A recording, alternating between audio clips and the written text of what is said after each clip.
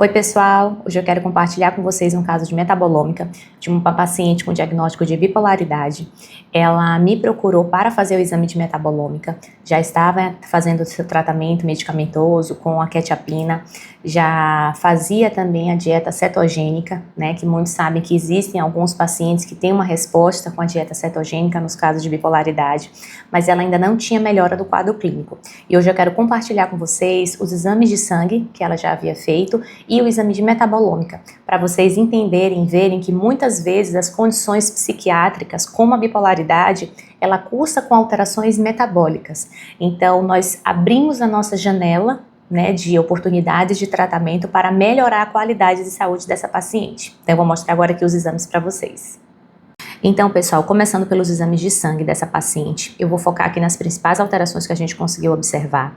A vitamina B12 dela, em torno de 514. Aqui a gente queria que ela tivesse um pouco mais acima, ali em torno de 700, pelo menos 700, 800, principalmente para pacientes com diagnóstico de bipolaridade.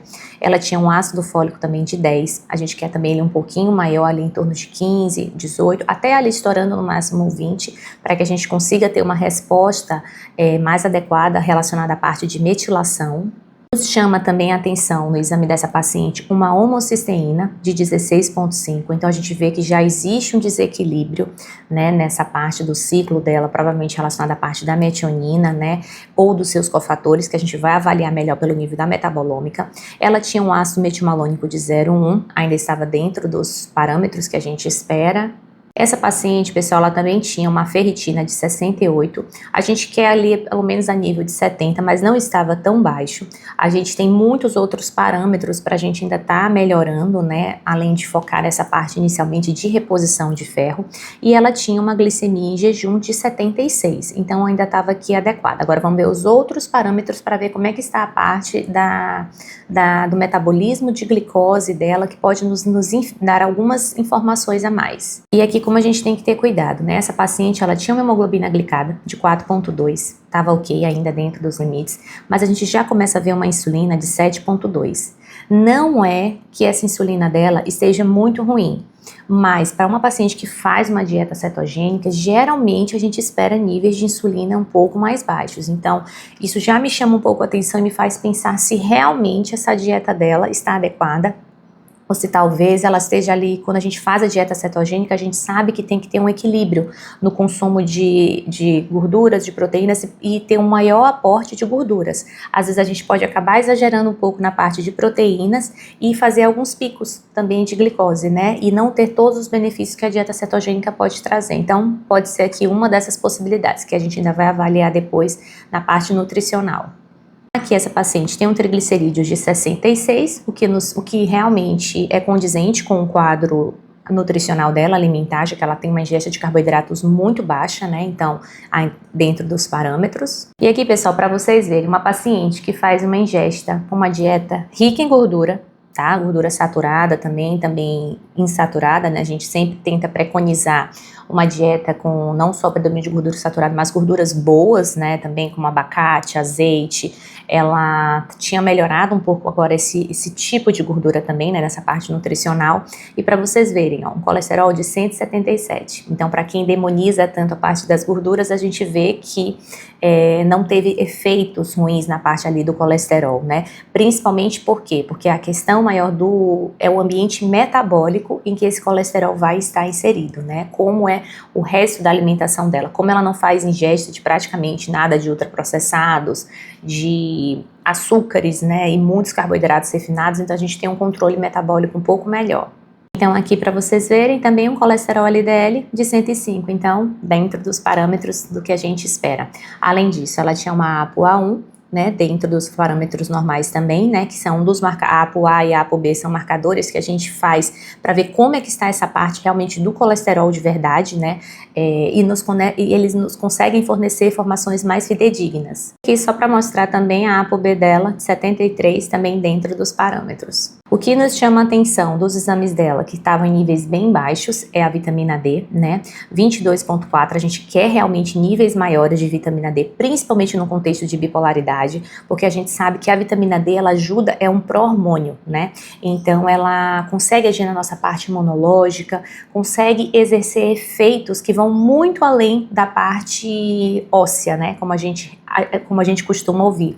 Então, ter níveis maiores de vitamina D, e aqui, pessoal, níveis maiores, hoje pessoas que são trabalhadores, que são expostos como bombeiros, pessoas que trabalham ao ar livre, né, com exposição solar, geralmente a média de vitamina D deles é em torno de 45 a 50. Então a gente espera mais ou menos esses níveis, né, de níveis adequados de vitamina D. Porém, a gente sabe que cada pessoa é avaliada de forma individualizada, e aí a gente pode usar como parâmetros o paratormônio e outros fatores também que vão nos mostrar se realmente está em níveis adequados. Então, não existe nível ótimo de vitamina D para todo mundo, existe um nível adequado para você. Isso é uma coisa que eu sempre gosto de deixar claro, não existe regra, não existe padrão, existe a pessoa que está por trás do exame e do médico que vai fazer a sua avaliação e vai indicar os melhores níveis para o seu quadro e para a sua saúde. Tinha um TSH de 2.0, acima de 2.5 a gente já começa a ficar de olho, por aqui a gente ainda ia manter um T4 de 1.1, ainda dentro dos parâmetros também. T3 de 2.8, então aparentemente tendo uma boa conversão ainda de T4 para T3, então sem muitas outras variações relacionadas à parte da tireoide. E um anti-TPO de 6.6. Como ela apresentava episódios depressivos, a gente sabe que um possível hipotireoidismo associado poderia trazer. Então fazer a avaliação bioquímica da tireoide é bem importante para que a gente realmente consiga estar tranquilo e saber que a tireoide não vai estar influenciando no humor dessa paciente. Aqui nessa paciente a gente vê níveis bem baixos de zinco, tá? A gente quer pelo menos aqui 100 e 110. Isso vai interferir muito na parte da imunidade. O zinco é um dos principais cofatores para várias reações bioquímicas que podem estar relacionadas também à nossa parte do humor. Então é algo que a gente precisa realmente estar repondo e avaliando também o cobre, mas o cobre dela ainda estava dentro dos parâmetros. Importante também a gente sempre fazer a avaliação de metais pesados, tá, pessoal? Como alumínio, mercúrio, chumbo. O alumínio dela, no caso aqui, só para exemplificar, estava baixo, então a gente sabe que excessos de alumínio podem ser neurotóxicos, então no caso dela não era um fator que estava influenciando na parte cognitiva dela. Então a gente pode já ficar tranquilo também, descartar, né, a possibilidade desse alumínio prejudicando. Aqui no coprológico funcional, a gente tinha sinais de desbiose voltado mais para a parte fermentativa, então, e ela tinha um excesso de eliminação de gordura, principalmente por causa da dieta cetogênica, mas a gente já começou a notar alguns sinais de um pouquinho de necessidade de enzimas para estar ajudando nessa parte digestiva dela também, já que ela fazia a dieta cetogênica. E aqui só para mostrar para vocês, ela tinha um selênio de 114, estava quase dentro dos parâmetros, a gente quer até 120 mais ou menos, então estava adequado. A gente viu que não teve nenhuma alteração relacionada à parte da tireoide. E o Indicam dela positivo, uma cruz, então já realmente corrobora aquela questão da desbiose. E aí, pessoal, se eu parar a minha investigação nessa paciente exatamente aqui, eu vou ter poucas coisas para fazer assim para ela. A gente vê que não tem tantas deficiências nutricionais, isso aqui é bem tranquilo de fazer reposição, mas é uma paciente extremamente sintomática. É uma paciente que não consegue trabalhar, não consegue estudar, passa praticamente o dia todo no celular, que é um dos fatores que também a gente sabe que prejudica, né, essa parte das telas, mas quando a gente tem alterações metabólicas grandes, a gente não consegue reagir. Então, muitas vezes a gente precisa fazer uma injeção, né, de ânimo através de ativos que realmente vão nos mostrar o que está acontecendo com ela, né, que vão realmente poder restaurar a saúde dessa paciente. E quem nos mostra isso, pessoal? A metabolômica é um exame que é capaz de nos mostrar. E agora eu vou mostrar o exame dela para vocês. Então, pessoal, quando a gente recebe o exame de metabolômica, a gente consegue ter o parâmetro do que provavelmente está alterado, né, dos principais marcadores que a gente vai avaliar. O verdinho é o que está ok, o amarelo é o que está moderado e o vermelho é o que está bem acentuado, né. Só que a gente tem que sempre avaliar o contexto clínico, né. Então, por exemplo, das cetonas dela está bem aumentado, mas bem aumentado porque ela faz uma dieta cetogênica, então elas vão estar aumentadas realmente, né. E esses outros em amarelo são que vão nos chamar mais atenção, quer ver onde tem mais os desvios metabólicos. metabólicos, né? Como, por exemplo, no caso dela aqui, um exemplo, a gente vai falar de cada um deles, o ciclo de Krebs. Então, ela tem alguma disfunção na parte mitocondrial, na produção de energia. Então, que já justificava ali por uma homocisteína mais aumentada, por algumas alterações. E agora a gente vai tentar destrinchar e desvendar o que está acontecendo dentro do organismo dessa paciente. Então, pessoal, começando pelo metabolismo da parte dos carboidratos, o que a gente consegue ver? Uma glicose ainda ok, um ácido pirúvico ok, mas a gente já consegue observar um ácido lático bem aumentado, um ácido delático também bem aumentado e uma alanina baixa. E o que isso significa? Que a glicose dela, ela está normal, mas ela está tendendo para ser mais para baixo, ou seja, para ser consumida. O piruvato, ele ainda está dentro dos parâmetros, né? Mas quando a gente vê o aumento do ácido lático e do ácido delactato, isso já nos dá algumas informações, que é o quê? Que a glicose, ela está indo mais para um nível fermentativo, certo? Do que para a produção de energia limpa. Ou seja, isso deve refletir uma provável disfunção nas mitocôndrias dela, que não estão conseguindo utilizar o carboidrato como fonte de energia. E a alanina baixa significa que está havendo um acúmulo ainda maior de lactato, certo? E o que significa isso, né? Se a gente for parar para entender, é porque na verdade o corpo ele pega essa glicose, né? Mas em vez de conseguir transformar essa glicose em energia, ele joga essa energia para um caminho de emergência, que é o caminho da fermentação, e isso acaba gerando muito lactato. E como a alanina dela está baixa, a gente não consegue reciclar esse excesso. Então é uma paciente que fica com mais fadiga porque tem menos energia limpa. Além disso, pessoal, o que a gente pode inferir também? Que essa paciente, como está tendo esse processo fermentativo, quem será que está desviando essa energia dela? Provavelmente bactérias, então relacionadas a uma disbiose intestinal associada. Então, por isso que a gente fala quadros de humor, quadros de, principalmente pacientes que têm condições psiquiátricas, a gente tem que avaliar o intestino, porque muitas vezes a piora dos sintomas pode ser potencializada por uma desbiose intestinal. Quando a gente vem para a parte do ácido, do ciclo de Krebs, né, a gente vai ter vários marcadores. O ácido cítrico dela estava ok, mas tinha um aumento do ácido cisaconitato, o ácido isocítrico ok, um aumento do ácido alfa-cetoglutárico, o ácido succínico ainda ok, o ácido fumárico bem aumentado e o ácido málico aumentado. O que isso pode nos representar? A gente vê que o ciclo de Krebs dela começa bem, porque começa aqui com o ácido cítrico, ainda está mantido em vias normais, mas depois esse ciclo ele trava. É como se fosse num trânsito, começou a ter um engarrafamento ali dos carros. E o que acontece? Quando a gente avalia o ácido alfa-cetoglutárico, o que ele nos mostra? Ele vai nos mostrar que o metabolismo dos aminoácidos está travado. Então, ela não vai conseguir ter uma boa produção de energia.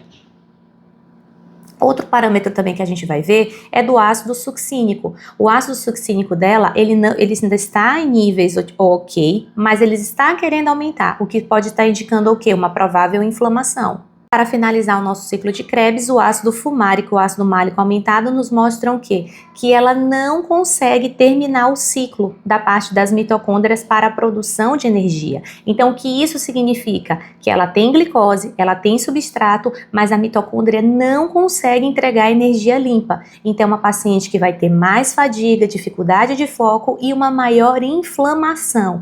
Quem que pode justificar isso para mim? Uma homocisteína de 16, que é um marcador de inflamação silenciosa no corpo.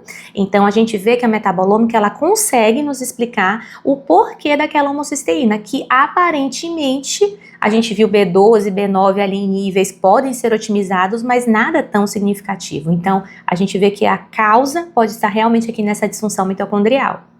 E agora, quando a gente entra na parte da oxidação da gordura, né, em si, o que a gente vai conseguir ver aqui, né? A gente tem o ácido adípico aumentado, o ácido subérico também aumentado, o ácido sebáceo querendo aumentar, pimélico já querendo ir para os níveis mais baixos, a hexanoglicina bem aumentada, superglicina indetectável, a 3-fenilpropionoglicina também detectável, o ácido etilmalônico dela ainda estava ok, e o ácido 2-metilsuccínico ele ainda estava querendo reduzir.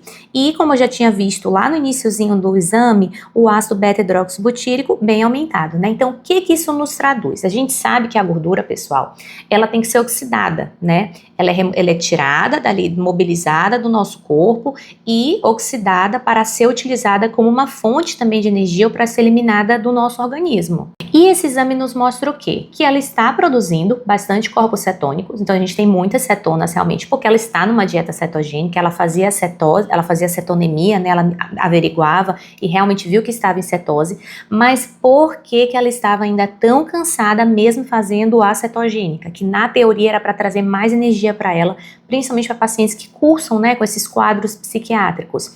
Porque os marcadores, pessoal, de oxidação de gordura, que aqui a gente tem todos, praticamente todos esses, eles estão altos. Isso mostra que a mitocôndria, ela não está conseguindo queimar essa gordura de uma forma limpa.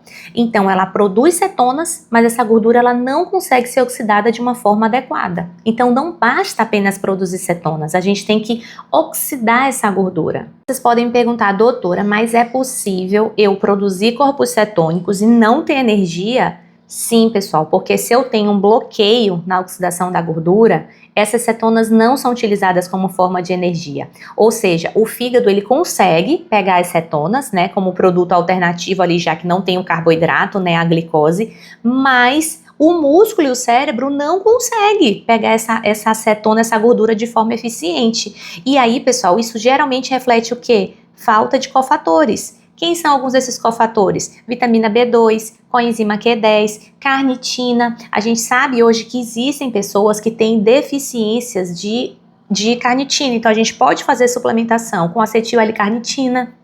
E aí, pessoal, qual é a consequência disso? O corpo tenta usar a gordura, só que de forma ineficiente. Então ele acaba acumulando produtos tóxicos, né? Ou seja, o fígado, ele não consegue aproveitar. Ele consegue captar a cetona, mas essa cetona não consegue, essa gordura não consegue ser utilizada como energia para a parte cerebral, para a parte do meu corpo. Então é um paciente que tem fadiga o tempo todo. Gosto, pessoal, de fazer uma comparação, é como se a gente tivesse combustível no tanque do nosso carro, que são as cetonas, mas o motor do carro, que são as nossas mitocôndrias, tem uma falha na ignição. Então, quando acontece isso, a gente não consegue, né? O carro não vai andar, mesmo tendo combustível, porque o motor está com problema. Então, a solução, resolver os problemas desses cofatores e ajudar o motor do nosso carro, resolver o problema das nossas mitocôndrias. E aí, pessoal, por isso que a gente fala, não é dieta cetogênica que vai resolver tudo ou vai ser para todo o paciente. Muitas vezes claro que a dieta cetogênica é uma ótima alternativa, uma ótima medida complementar, mas quem é esse paciente que vai fazer a dieta cetogênica? Ele tem muita disfunção mitocondrial, a gente já conseguiu resolver isso? Então, pessoal, são essas perguntas que a gente tem que se fazer e fazer para o paciente, né, através de um exame de metabolômica que vão nos dar essas informações para entender em que situação metabólica o paciente se encontra naquele momento. Vocês podem me perguntar, mas doutor, e o que é a carnitina? A carnitina, pessoal, é como se fosse uma chave. É a chave que vai abrir a porta da mitocôndria para fazer com que a gordura vire energia. Sem essa chave, a porta fica travada. Existe forma de suplementar? Existe, pessoal. A gente pode fazer hoje acetil L-carnitina, inclusive é uma das suplementações que é muito indicada para pacientes que têm episódios de depressão resistentes. Então, é uma ótima alternativa e a gente consegue agir diretamente na causa. Muitas vezes a gente pega pacientes que vão usar medicações para depressão, isso não vai substituir a medicação, mas em quadros resistentes ou paciente que teve uma piora com a medicação que fazia uso, a acetil L-carnitina ela pode ser uma das opções. Inclusive, nós temos hoje um exame que é o perfil das acetilcarnitinas que nos dão essas informações. Agora aqui, entrando no metabolismo da fenilalanina, né, a gente tem alguns marcadores, fenilalanina baixa, ácido fenilacético indetectável, tirosina baixa, ácido homovanílico bem aumentado, ácido vanilmandélico baixo, o ácido 4-hidroxifenilopirúvico ok ainda e o ácido homogentísico querendo baixar. O que isso nos mostra, né, esses perfis, esses metabólitos? A paciente, ela tem uma fenilalanina e uma tirosina. A tirosina ainda não está muito baixa, mas está querendo baixar. Então, quando a gente vê isso, o que falta? Existe pouco substrato para a produção de neurotransmissores, né? Ou seja, é uma paciente com névoa mental, com fadiga, com cansaço, com humor mais baixo. Então, deficiências de neurotransmissores vão gerar isso, né? E a gente vê aqui também que o ácido homovanílico, que é o que representa aqui a parte da dopamina, ele está aumentado, o que sugere uma degradação em excesso. Eu, inclusive, até perguntei para ela se ela não tinha um diagnóstico de TDAH, porque geralmente quando a gente vê essas alterações relacionadas à dopamina, é muito comum em pacientes que têm. Ela disse que tinha feito uma avaliação há um tempo atrás, mas que por ela ter o diagnóstico da bipolaridade, não se poderiam ter as duas condições que falaram para ela. E eu até disse para ela fazer uma reavaliação, porque eu, por exemplo, tive o diagnóstico dos dois. Então, é possível sim você ter as duas condições, só que tem que ser feita por um profissional bem capacitado para conseguir fazer a diferença. E, além disso, ela tem as vias de noradrenalina e adrenalina, né, aqui do ácido, representadas pelo ácido vanilmandélico baixas. E assim, pessoal, isso aqui também pode estar relacionado porque ela usa quetiapina. Então, a gente tem que observar, mas existe um contexto aqui de baixa energia, de um humor mais deprimido, que a gente vai tentar fazer a correção dessas vias, dando alguns ativos a mais para ela. E aqui a gente vai ter um ácido homogentísico mais baixo também, porque provavelmente por causa da queda dessa questão da tirosina, né? Então ele é um dos metabólitos que vão estar reduzidos quando a gente tem uma deficiência de tirosina ali também associada. Então, pessoal, sem fenilalanina e sem tirosina, isso significa que o corpo dessa paciente ele não tem matéria-prima suficiente para produzir dopamina, noradrenalina, adrenalina, e o ácido homovanílico dela veio muito aumentado. Então, na verdade, pessoal, essa paciente, ela, como tem níveis baixos, né, de fenilalanina, de tirosina, o que significa? O corpo não tem matéria-prima para produzir os neurotransmissores, como dopamina, noradrenalina e adrenalina. Então, uma das coisas também que a gente tem que ter cuidado é o quê? É que essa paciente, ela vai ter uma baixa energia. Então, uma baixa energia, ela vai ter uma baixa capacidade de lidar com o estresse e com sintomas de ansiedade e fadiga, que piora o quadro clínico dela, o que bate com toda a clínica, né? Então, a metabolômica, ela consegue ser bem eficaz em mostrar isso. E o que a gente pode fazer para essa paciente? Pessoal, a gente pode dar cofatores para ela, como vitamina B6, cobre, vitamina C, folato, B12 e também dar ativos como a fenilalanina e a tirosina também, para tentar suprir essas deficiências que ela tem e melhorar essa produção dos neurotransmissores. Quando a gente fala na parte das cadeias dos aminoácidos essenciais, quase todos estão aumentados, né? Valina, ácido alfa-cetoisovalérico, a leucina, isoleucina, todos querendo subir um pouco, né? E o que vai nos mostrar isso? Provavelmente os BCAAs dela estão elevados ali no nível maior. Isso nos mostra que a via de degradação deles, ela está um pouco travada, por causa das disfunções mitocondriais que deveriam estar adequadas.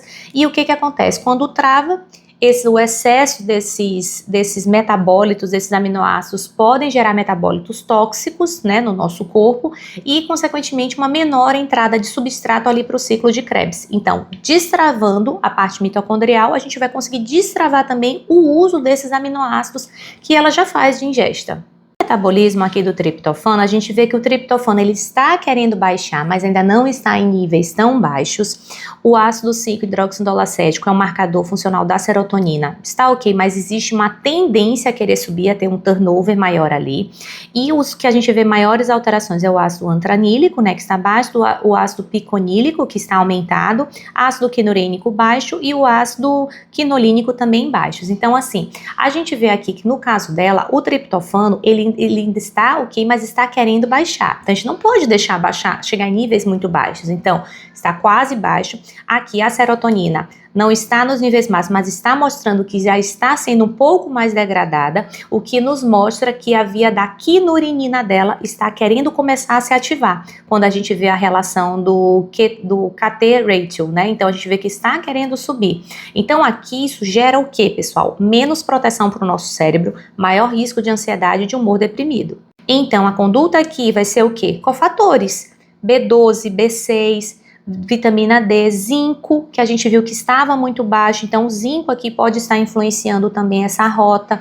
Então a gente vê, pessoal, que muitas vezes suplementação com fatores simples, cofatores cotidianos, podem fazer toda a diferença, porque o problema é que várias deficiências pequenas vão causando grandes problemas quando a gente não intervém de forma precoce. Aqui, pessoal, a gente vai começar a ver que o triptofano dela está começando a ser puxado para duas direções, né? Então, a gente vê o triptofano dela, ele vai estar seguindo dois caminhos. Ou ele está indo para o caminho aqui da serotonina, pelo marcador funcional dela, que está querendo começar a aumentar, e pela via da quinurinina, que a gente vê que a hidroxiquinurinina também já está querendo começar a subir, o que também é favorecido ainda quando a gente vê o ácido picolínico, que está bem mais alto. Então a gente vê que sugere uma resposta inflamatória, né? Ou seja, a falta do ácido quinurênico, que a gente pode ver bem nessa parte daqui, ó, o ácido quinurênico baixo, né? Isso associado a uma provável perda de B6, né, que ela já tem sinais, piora o equilíbrio e deixa essa paciente mais vulnerável para ansiedade, insônia e sintomas depressivos. Então tem que fazer a correção dessa rota. Agora, isso aqui a gente tem que ter cuidado. Em pacientes com bipolaridade, fazer logo agora a suplementação do triptofano ou do 5-HTP tem que ser feita com cautela, porque são pacientes mais sensíveis. Então, pacientes que a gente tem que ter um cuidado para não trazer também uma possível ativação ou um desvio desse triptofano para a parte intestinal, né? Para a parte que está desviada ali da desbiose dela. Que quando a gente fala na via, né, da parte do metabolismo da metionina, a metionina ainda está ok, mas a homocistina bem baixa, cistationina baixa, sulfocisteína querendo subir, taurina aqui, cistina, o ácido alfa-hidroxibutírico muito aumentado, o ácido alfa-cetobutírico indetectável, o piroglutâmico baixo. O que isso tudo pode estar nos mostrando, né? Que apesar da metionina dela estar em níveis normais, né, a gente vê que a transsulfuração, a via da transsulfuração, ela está travada, porque todos os outros marcadores dela praticamente, como homocistina, cistationina, estão bem baixos. Então, isso pode nos representar o quê? Uma paciente que está sofrendo de estresse oxidativo, né, que a gente sabe que é muito comum estar associada ali à bipolaridade, porque ela tem uma sulfocisteína alta e uma cistina também querendo subir. A gente sabe que o ácido piroglutâmico, ele pode ser um marcador também de uma baixa glutationa, né, então, ou seja, se eu tenho pouca glutationa, que é o meu maior antioxidante que existe no nosso corpo, eu tenho um risco aumentado de inflamação, de resistência à insulina, que a gente viu que a insulina dela não estava tão boa, então aqui pode estar sendo justificado por uma falta de antioxidantes, dificuldade de detoxificação e uma vulnerabilidade também neurológica. Conduta, pessoal, que a gente pode estar fazendo aqui, dar um suporte antioxidante além dos cofatores, né? NAC, glutationa também pode ser feito, o ácido alfa-lipoico, taurina e melhorar a parte do controle da resistência à insulina, né? Aqui a gente pode entrar também com a suplementação, como berberina, mio-inositol. Então, pessoal, são muitas coisas que a gente pode fazer. Vocês veem que não é apenas suplementação e também não são ativos extremamente mirabolantes que precisam de... E aqui, pessoal, o que a gente pode fazer para ela, pessoal? NAC, glutationa também pode ser feita. A gente não usa tanta glutationa direta, mas pode ser feito pelos precursores, ácido alfa-lipoico, taurina, suplementos como berberina, inositol para ajudar no controle dessa parte da resistência à insulina. Além disso, pessoal, como ela tem um ácido alfa-cetobutírico indetectável, o ácido piroglutâmico também, o ácido alfa-cetobutírico indetectável e o alfa-hidroxibutírico aumentado, o que eles nos mostram? Que a via da transsulfuração, que é uma das vias que a gente tem ali no ciclo, né, da metionina, ela está travada. E o que acontece? Está tendo um desvio para a do ácido alfa-hidroxibutírico. Ou seja, quais são as consequências disso? Aumento de estresse oxidativo, sinal de que está havendo estresse oxidativo e que está havendo uma resistência à insulina. Então, é o corpo tentando reagir. O metabolismo da histidina, a gente vê que a beta-alanina dela é indetectável, a histidina está baixa e a metilhistidina está querendo subir um pouco. A gente tem que fazer, provavelmente, aqui uma suplementação, né, para estar dando uma melhorada em alguns marcadores desse metabolismo da histidina. A beta-alanina, ela ajuda a nos fornecer suporte muscular, então a paciente que não vai ter uma boa recuperação, mesmo praticando atividade física, e até mesmo para fazer uma proteção, né, proteção muscular também para ela. E aqui no metabolismo da treonina, glicina, a gente vê muitos marcadores alterados, né? Treonina dela querendo subir, glicina muito aumentada, serina muito aumentada, a relação do ácido glutâmico com a serina e a glicina muito baixa, sarcosina aumentada, etanolamina baixa. O que isso vai nos mostrar, né? A gente sabe que esses três marcadores aqui, treonina, glicina e serina aumentadas, eles vão estar relacionados a um acúmulo de substrato. Por quê? Porque a via a gente não está conseguindo gerar glutationa. Então, esses marcadores, esses metabólitos acabam aumentando. Além disso, a sarcosina alta pode representar um desequilíbrio no folato, na via da metilação. Isso é uma coisa interessante para a gente avaliar no futuro se ela não tem alguma mutação no gene MTHFR. Pode ser que ela tenha dificuldade para ter essa metilação adequada.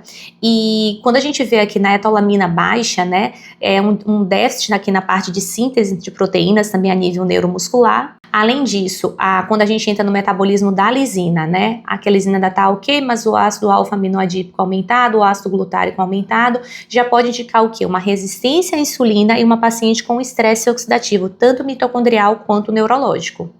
E aqui, pessoal, o que a gente consegue entender, né, disso aqui?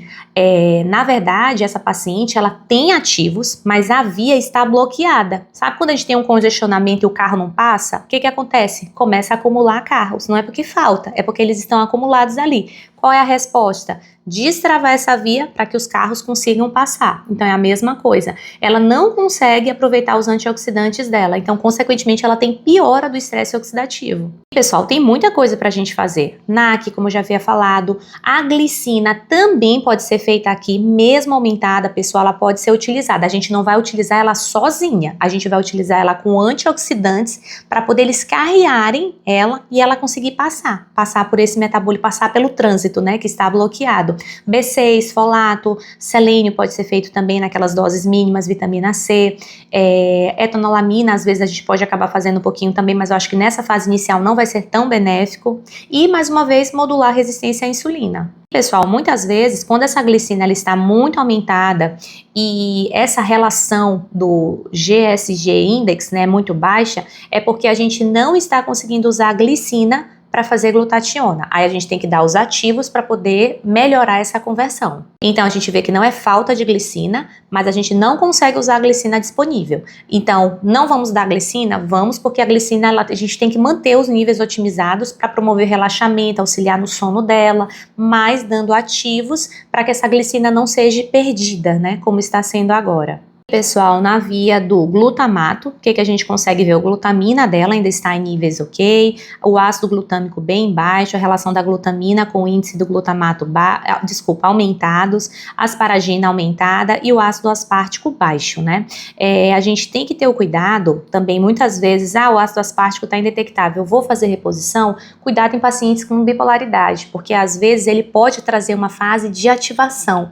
Então, às vezes a gente fazendo a correção das outras vias do glutamato são melhores do que a gente dar o ácido aspartico de forma direta. Além disso, então ela tem níveis baixos de glutamato, né? O aspartato também, como a gente viu. Então, mas o que acontece?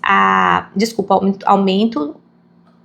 Então, pessoal, a gente tem nesse caso dessa paciente, a gente tem baixos níveis de ácido glutâmico, tá? E do ácido aspartato, né? Do ácido aspartico também, com uma glutamina preservada. E isso indica o quê? Um travamento na produção dos neurotransmissores e da energia mitocondrial dela. Além disso, a gente vai ter o quê também? Aumento da prolina, né? Dela que está querendo subir, a hidroxiprolina e a glicilprolina também. Todos esses marcadores, por quê? Porque estão relacionados à quebra de colágeno e estresse oxidativo. Quando a gente entra nesse estado de estresse oxidativo, tudo se degrada. Por isso que a gente fica mais envelhecido, tem um aspecto de maior risco de lesão articular. Por quê? Porque a gente não tem mais essa produção de colágeno, eles estão sendo muito catabolizados.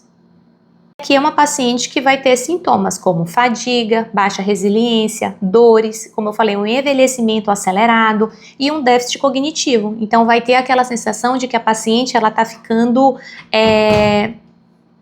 com déficits intelectuais. Então aqui, pessoal, além disso, então essa vai ser uma paciente que vai ter sintomas de fadiga, baixa resiliência tecidual, um aspecto mais envelhecido, vai se sentir mais velha, apesar de jovem, né, fisicamente, um déficit cognitivo, pela falta de quê? Glutamato e GABA contrabalanceando. E eu me lembro bem dessa paciente que ela falou para mim, doutor, eu estou me sentindo mais burra. Eu era uma pessoa que adorava ler, uma pessoa que me considerava uma pessoa inteligente. Então existe um déficit cognitivo detectado pela paciente. E essas alterações podem estar relacionadas. Então, pessoal, glutamato não é só neurotoxicidade de estabilidade excessiva. A gente precisa ter níveis equilibrados de glutamato e de relações com níveis do GABA. Porque senão uma paciente sem o glutamato, a gente não consegue nem raciocinar. Então, a nossa busca aqui é voltar a equilibrar esses níveis dela.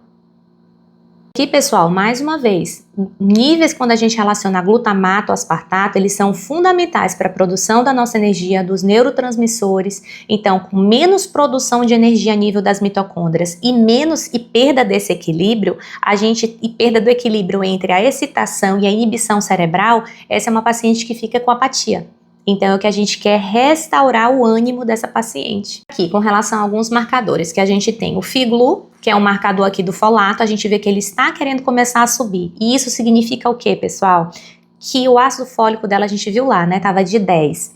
O corpo não está sabendo usar ele direito. Então, provavelmente, a gente vai ter que fazer realmente é que ela vai se beneficiar com a reposição do metilfolato e um pouquinho de ácido folínico também, mas para vocês verem que exames de sangue não representam tudo a nível tecidual.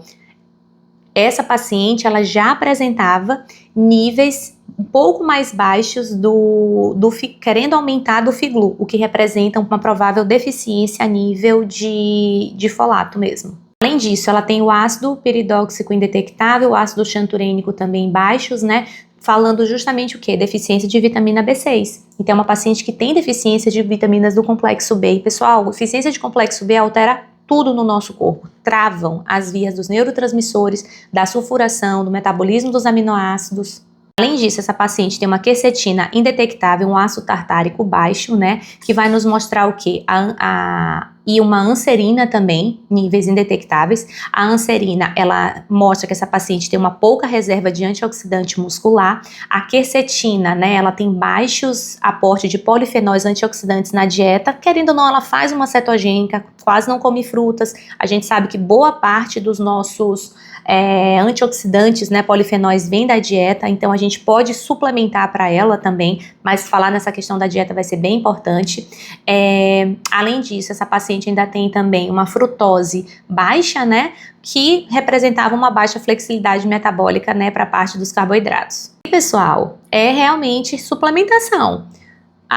Metilfolato, B12, todas na forma metilada, da B2, provavelmente a gente vai ter que dar um suporte de BH4, fazer polifenóis para ela, como quercetina, resveratrol.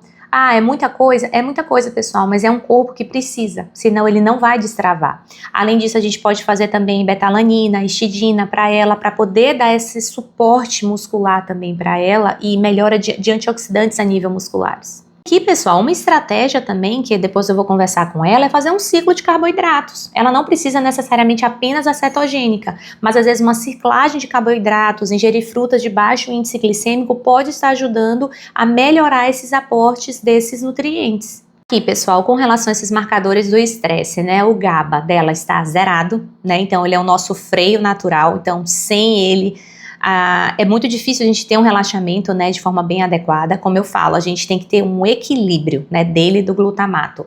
Além disso, né, a dopamina, como a gente viu, está sendo muito degradada, né, no caso dela. A noradrenalina está baixa e a serotonina está querendo começar já a ter alterações pelo aumento do seu turnover, né, da sua quebra. Quando a gente vê a nível dos hormônios, né, aqui do cortisol, isso aqui que eu queria mostrar para vocês. Ela tem um cortisol, ó, já aumentado aqui, né, ou seja, o cortisol e a cortisona, mostrando que o eixo da adrenal dela já está ativado, e a aldosterona baixa. O que significa essa aldosterona baixa? Existe uma perda de adaptação, né, então realmente o dela aqui já ficou bem baixo. E esse marcador, pessoal, que é extremamente importante, que é o 8-hidroxi-2-D-algonosina. Ele é um marcador, pessoal, de estresse, é um marcador de dano oxidativo do DNA, ou seja, existe já um estresse celular tóxico. E esse marcador, pessoal, que é bem importante do estresse oxidativo, a 8-hidroxi-2-D-algonosina, é um marcador, pessoal, de estresse ao DNA, ou seja, é uma paciente que tem um dano oxidativo no seu DNA por causa de um estresse tóxico celular. Isso aqui, pessoal, é o que causa danos danos no nosso DNA. Quando a gente tem danos do DNA, todos os piores genes são ativados no nosso corpo.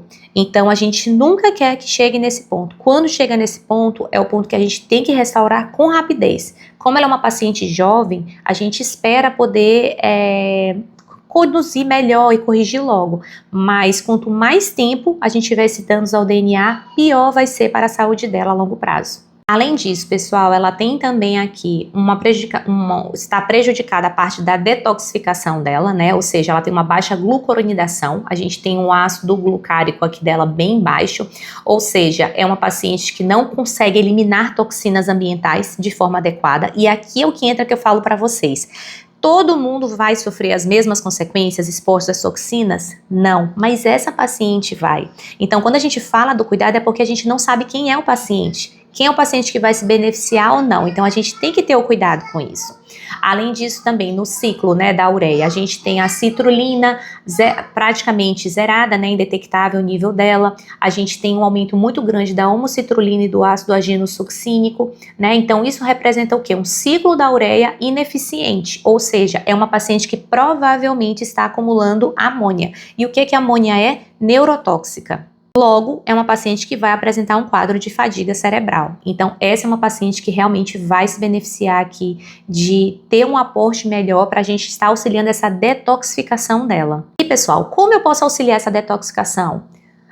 Fazer o cálcio deglucarato, silimarina, fazer o resveratrol, a quercetina, pode fazer a citrulina oral também, a arginina, a parte do aspartato. Então, tem muita coisa que a gente pode fazer para estar melhorando isso. Então, detoxificação, pessoal, não é modinha, não é algo que não existe. Existe isso aqui, pessoal, se chama ciclo da ureia. E o nosso corpo precisa detoxicar para que esse ciclo continue funcionando bem. Ou quando esse ciclo não está bem, é um sinal de que essa detoxificação vai ser prejudicada.